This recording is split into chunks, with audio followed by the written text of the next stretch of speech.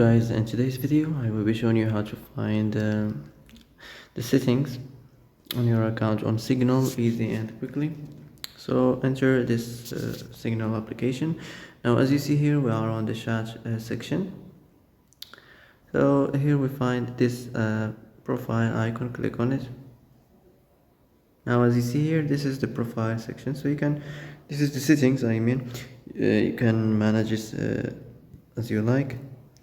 So here you can manage the profile section. Here you can find your accounts section. So that's it. And that's it for today's video. I hope this is the answer you've been looking for. If you like this video, don't forget to like and subscribe, and see you in the next video. Thanks for watching.